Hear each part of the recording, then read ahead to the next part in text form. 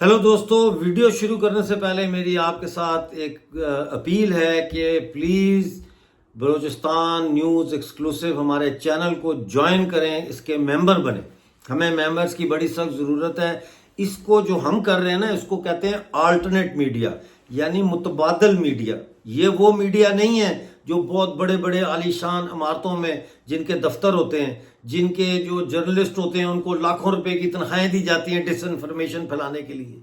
ये एक कोशिश है कि वो खबरें जो मेन मीडिया आपसे छुपाता है या उन्हें तोड़ मोड़ के आपके सामने पेश करता है, उसको हकायक की रोशनी में ना सिर्फ पेश किया जाए बल्कि उसको आप तज्जिया भी उसका आपके साथ डिस्कस किया जाए।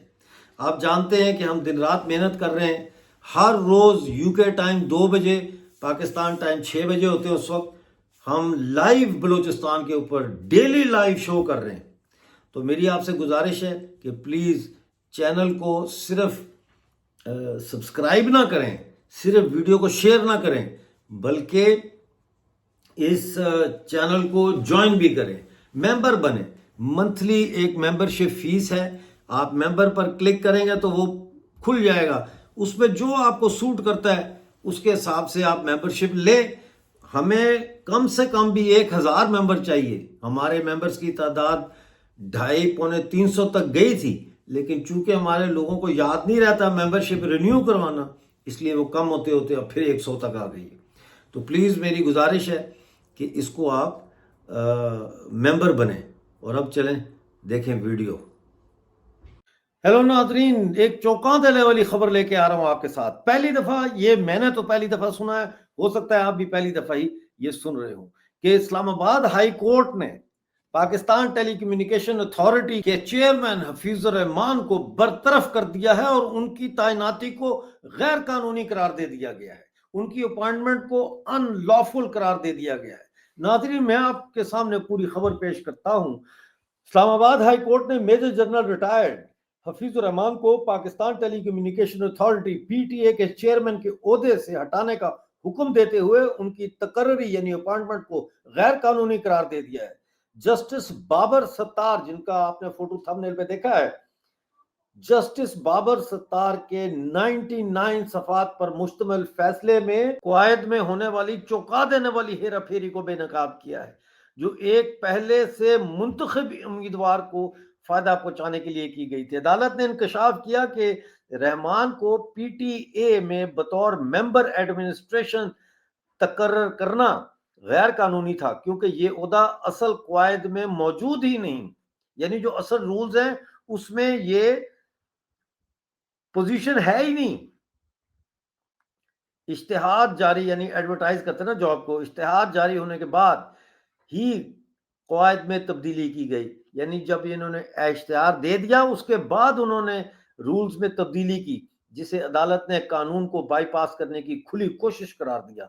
जस्टिस बाबर सत्तार ने खबरदार किया कि अवामी ओहदों पर यानी पब्लिक जो ऑफिस हैं उन पर शफाफ और मेरिट की बुनियाद पर जो है वो तकर्रर होना चाहिए। उन्होंने जोर दिया कि पीटीए का किरदार निहायत अहम है, क्योंकि ये पाकिस्तान के टेलीकॉम सेक्टर में डिजिटल हकूक यानी डिजिटल राइट्स, सार्फिन के मफादात यानी कंज्यूमर इंटरेस्ट और मुनसिफाना रेगुलेशन यानी जस्ट रेगुलेशन के तहफ़्फ़ुज़ यानी प्रोटेक्शन के जिम्मेदार हैं।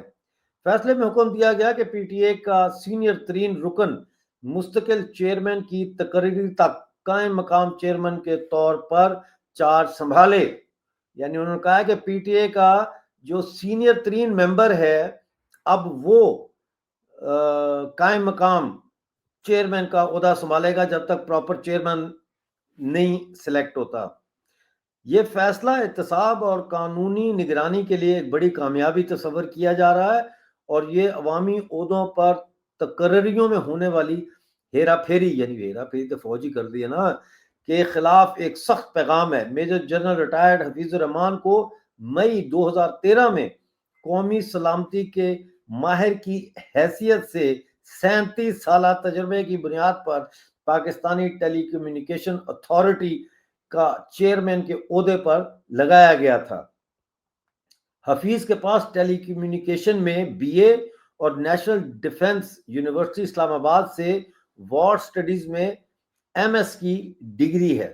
انہیں telecom infrastructure, digital transformation, cyber security اور آئی سی ٹی پالیسی میں وسیع تجربہ حاصل ہے.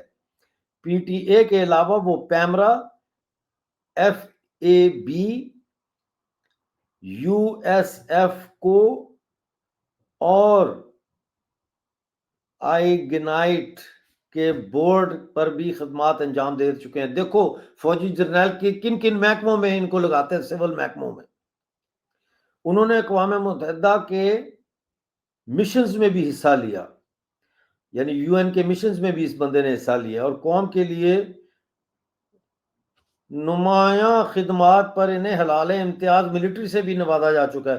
میرا خیال ہے کہ اس کا جو ہے نا یہ حلال امتیاز جو ہے اب واپس لینا چاہیے اور اس کو مقدمہ چلنا چاہیے. ایک مقدمہ تو یہ ہے نا کہ اس کو بری کر دی، برطرف کر دیا اس فوجی جنرل کو، لیکن اب اس کے اوپر یہ مقدمہ چلنا چاہیے کہ اس نے ایسا کام کیوں کیا، غیر قانونی کام.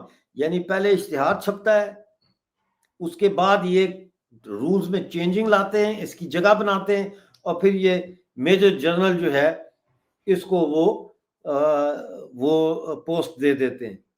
تو یہ پہلا فیصلہ ہے میری نظر میں تو جو اسلام آباد ہائی کورٹ نے کیا، اور بابر ستار نے 99 پیجز کا فیصلہ لکھا ہے. یہ نہیں ہے کہ 2 صفحے لکھ کے، تو اس نے ریسرچ کی ہے اس وقت بابر ستار نے، اس نے ریسرچ کر کے 99 پیجز پر اپنا فیصلہ لکھا اور فوری طور پر اس کو ہٹانے کا حکم دیا. اب سوال یہاں یہ بھی آ جاتا ہے کہ یہ جو اتنی تنخواہ لیتا رہا ہے اس کا کیا حساب ہوگا، جو اس نے پریویلیجز لی ہیں، گاڑی، پیٹرول، گھر کا کرایہ، یہ وہ، بجلی مفت، یہ اس کا کیا حساب کتاب ہوگا. یہ سب اس کو واپس کرنا چاہیے، اس سے لیا جائے، اس پر مقدمہ چلایا جائے، اس کو گرفتار کر کے جیل میں ڈالا جائے، تاکہ آئندہ پاکستانی فوج کے کسی جنرل کو پاکستان کے سویلین اداروں کے اوپر بیٹھنے سے پہلے جو ہے وہ کرسی جھاڑ کر بیٹھے، وہ دیکھ کر بیٹھے کہ قواعد و ضوابط اس کی اجازت دیتے ہیں یا نہیں.